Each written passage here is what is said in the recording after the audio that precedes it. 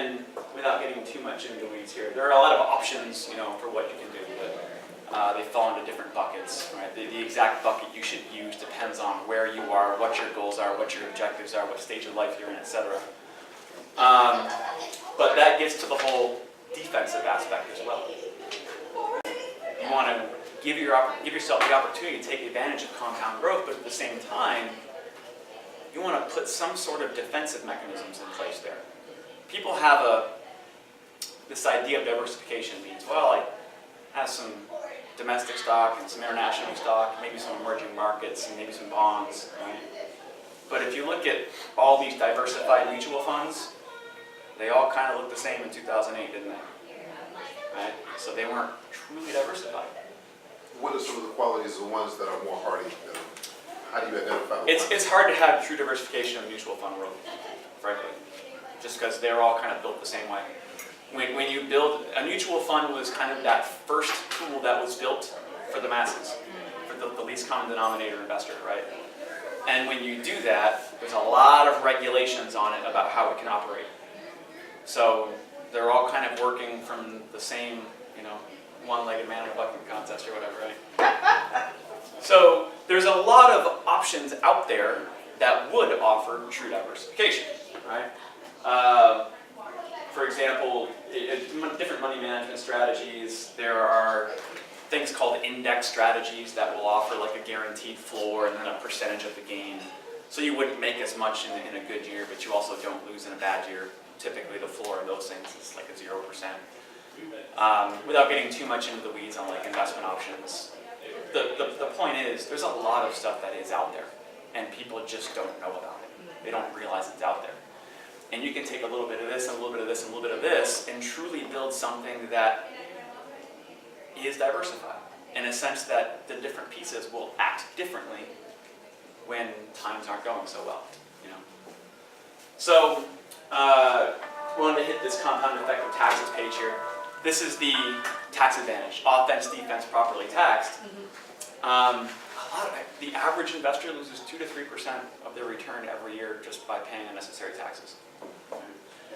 So this taxes chart here, if you start with $10,000 and you make 12% growth for 20 years, after 20 years you have over $96,000. But let's assume you're in the highest capital gains tax bracket, and then you tack on the 3.8% for Affordable Care Act after that, and you're paying a 23.8% tax on your gains each year. After 20 years, you have just over half of what you would have had if you weren't paying taxes on that money. So taxes make a huge impact. I helped a friend of mine a few years ago, a couple years ago, and she had, at 32 years old, she was blessed. Her parents started investing for her at 8 years old. She had over $500,000 in liquid mutual funds, not tax protected. She didn't realize, I think her parents were probably paying the taxes because she had no idea they were paying taxes on this.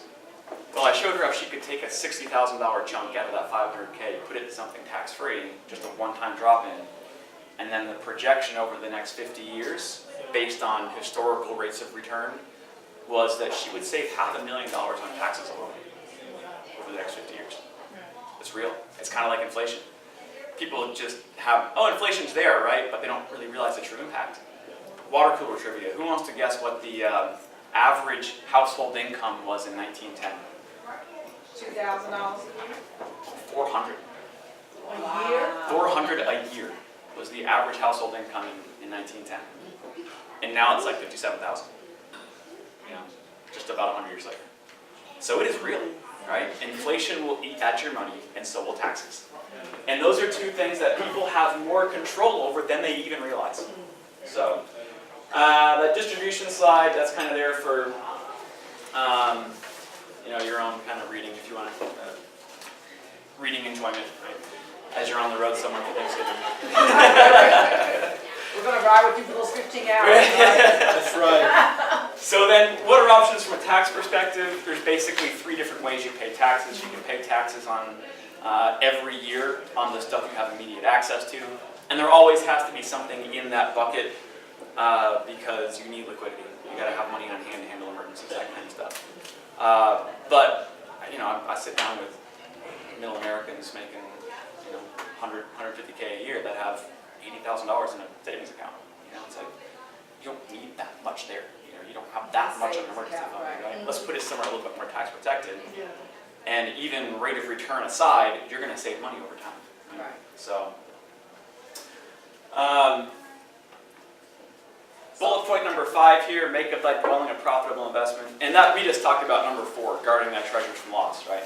Defensive strategies, true diversification, and being smart with taxes. Bullet point number 5, make of thy dwelling a profitable investment. That's more in this guy's realm over here, right? The concept of building equity, right? Owning versus renting. Number 6 on this list, ensure future income. The retiring generation right now, the baby boomer generation, the number 1 fear they have is running out of money. Right? Because with medical enhancements and things like that, people are living into their 90s or more. And they still want to retire at 65. Right? So now they got a 30+ year window sometimes they need to provide for. So the number 1 fear now is running out of money. Right? But there are things even they can do to give themselves peace of mind. Let's take a 65-year-old, for example, who retires with $2 million in her 401k. Her number 1 fear is that it's not going to last. She has longevity in her family history. She's blessed with that. But she's worried that $2 million isn't going to last. She can take that $2 million or a chunk of it, drop it into an account, pay an extra 1 or 2% fee per year to basically tack on some insurance onto that thing. And in return for that, the company is going to guarantee her an income stream based on that original $2 million for the rest of her life. Typically, it's about 5%. So 5% of $2 million is $100,000. So she's going to get paid $100,000 every year the rest of her life, no matter how long she lives, and no matter what happens to the money in that account. So if that account goes to 0 at age 80, and she lives to 100, she's getting $100,000 a year for 20 years with no money in that account. And if she dies early, 68, and there's still $1.75 million in that account, they're not going to keep it. They're going to give it to her beneficiaries. And what's the name of that instrument? It's an annuity. It's a form of an annuity. You want to be careful with annuities, though, because there's a lot of moving parts and a lot of different add-ons and tack-ons, and depending on who you're talking to, you might not get, the ones that are. It's so funny. I had an annuity like over several years ago, and didn't really know what I was getting myself into, and it's been a real blessing because it just goes and goes, and God forbid something happens. Right. It's been, I've got more out of it than I've ever put into it. And I've heard war stories, but for me, right. It's been a good. And then you got like the Susie Ormans and the Dave Ramseys and stuff out there. They get on TV and they just spew stuff. Yeah, they tear them apart. They're business people first and foremost, right? It's good to have in your portfolio. It's for the right person. For the right Not person. everybody. Right. A 30-year-old probably shouldn't be paying an extra 2% per year for that kind of benefit on an annuity, right? But if you're at 55, 60, and this is one of your primary concerns, it's definitely an option someone should look at. Right? So, and then bullet point number 7 here, this kind of brings it back to who we are. Increase your ability to earn, right? I was talking with wonderful Miss Brenda over here at the beginning of this luncheon, and we were talking about, and I was telling her, I believe the number 1 investment you can make is in yourself. You are going to provide more rate of return than any stock, bond, or house. I know that's right. Right? So with that, how do you maximize your earnings potential? And I love speaking to groups of independent-minded, entrepreneurial people because they understand this cash flow quadrant chart. I'm sure most of us at some point here have seen this chart, right? Yep, Rich Dad Poor Dad. Rich Dad, Poor Dad, yeah. The number 1 place to maximize your earnings potential is in that B quadrant as a business owner, right? Because no matter the struggles, no matter the hardships, if it takes 5, 10, 15 years to get where you want to be, you are still going to be at a place in your life where you are free much sooner than the average person who's basically mentally checked out and is just punching into work every day.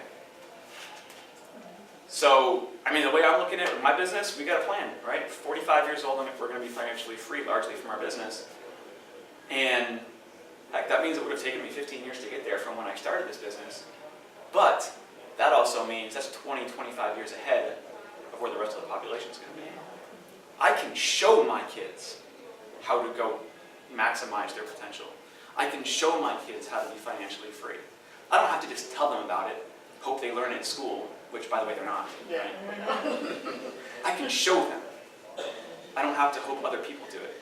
I can show them how to be a light, right, in God's kingdom. I can show them how to serve, how to spend their life and their career serving. I can show them how to build a better life for their family. I talk to people who, they're 30 years into a career, they're like, I'm just, I don't really like it, but I'll retire in 10 years, Yeah. They just mentally checked out. They're defeated.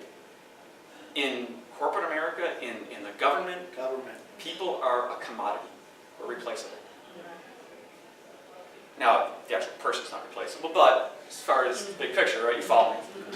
But here, on the right side of this quadrant, no matter how hard it is in the beginning, there is so much more glory to come out of it when you stick it through. And I don't just want to hope my kid, go to work and put some food on the table and hope I build a better life for my kids someday. No, I want to show them how to build a better life. I want to show them how to go and be different, right? And get outside the box and make a difference in the world around them. Because ultimately, financial freedom occurs down in that I quadrant as an investor. When you've built assets that are going to pay for your lifestyle, whether you go work or not, right? Real estate, financial holdings, business holdings, Tax liens. all these things, right? Create that passive income stream. Right? So have a vision, have a plan, have faith, and then just persevere, right? And for those of you who have kids like me, show them. Show them how. I've thought about quitting. 6 years into this, I've thought about quitting many times. And every single time, I just thought about, goosebumps now talking about this, but I've thought, I don't want my son, and now my kids, to someday look back and say, no, my daddy gave up, so it must be okay. I don't want to show my kids how to quit when times get tough. Yes. There were times when that is the only thing that kept me going. So, thank you. And she's giving me the signal back there, but thank you very much, guys. It was a pleasure.